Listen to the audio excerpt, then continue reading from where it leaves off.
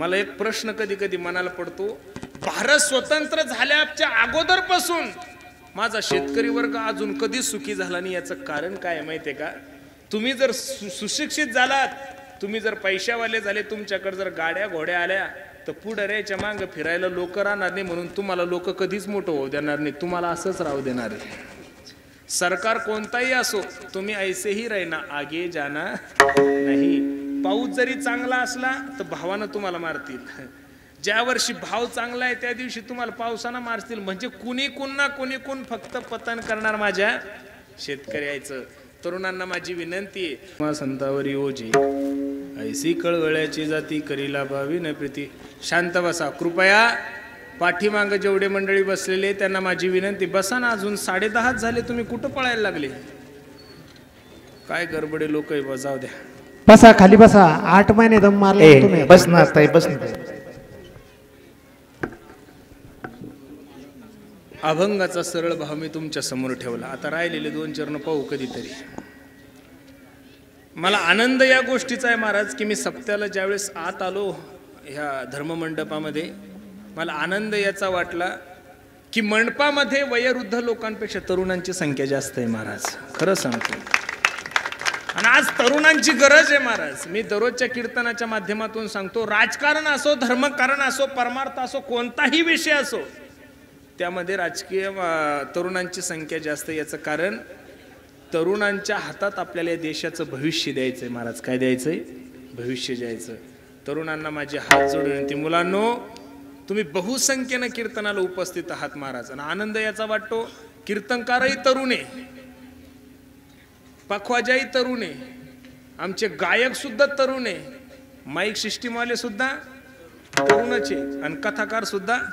वा वा वा. मग एवढे तरुण म्हणल्यानंतर म्हाताऱ्या लोकांची काही गरज नाही. असलं पाहिजे. वयोवृद्ध लोकांच्या आशीर्वादाशिवाय हे काम होऊ शकत नाही. अरे आता आपले दिवस खूप चांगले महाराज, पण यांनी नुसत्या भाकरीवर आणि बेसनावर सप्ते केलेले आहे महाराज. या लोकांनी ही परंपरा तुम्ही लोकांनी चालू ठेवली म्हणून हिचं रोप एवढं मोठं झालं. इवलेसे रोप लावी येले द्वारी, त्याचा वेणू गेला.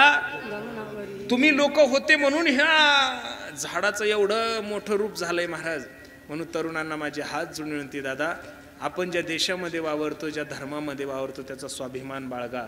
भरतखंडे नरदेह प्राप्ती हे तो परमभाग्याची संपत्ती.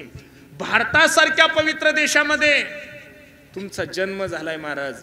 बसलेल्या तरुणांना माझे हात जोडून विनंती, जीवन जगत असताना, आपलं जीवन जगत असताना काही गोष्टीचं निश्चित लक्ष ठेवा. माझं ध्यान देऊन ऐका. मी एक तुमचा मित्र म्हणून, तुमचा भाऊ म्हणून तुम्हाला मार्गदर्शन करेल. तरुणांनो, जीवनामध्ये जर तुम्हाला मोठं व्हायचं असेल, जीवनामध्ये जर तुम्हाला काही क्रांती करायची असेल, जीवनामध्ये जर तुम्हाला इतिहास घडवायचा असेल, तर बसणाऱ्या सर्व तरुणांना माझी विनंती आहे, बसलेल्या सर्व मुलांना माझी विनंती आहे, जीवनामध्ये जर तुम्हाला एखादं चांगलं काम करायचं असेल तर तुमच्या जीवनाचा आदर्श सुद्धा तेवढाच मोठा असला पाहिजे. कोणालाही आदर्श ठेवून मनुष्य मोठा होऊ शकत नाही. आणि बसणाऱ्या तरुणांना तर माझी विनंती आहे, तुम्हाला जर जीवनामध्ये इतिहास घडवायचा असेल तर तुमचा आदर्श या देशातला कोणताच पुढारी नसला पाहिजेत.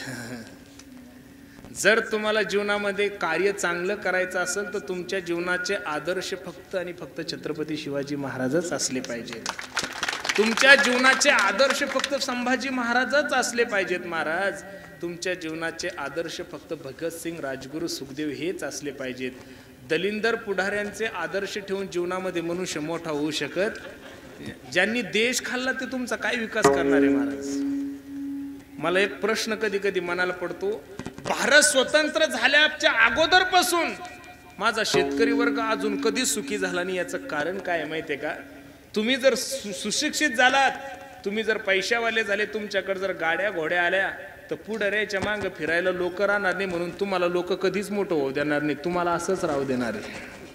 सरकार कोणताही असो, तुम्ही ऐसे ही रहना, आगे जाना नाही. पाऊस जरी चांगला असला तर भावानं तुम्हाला मारतील. ज्या वर्षी भाव चांगला आहे त्या दिवशी तुम्हाला पावसानं मारतील. म्हणजे कुणी कोण फक्त पतन करणार माझ्या शेतकऱ्याचं. तरुणांना माझी विनंती आहे,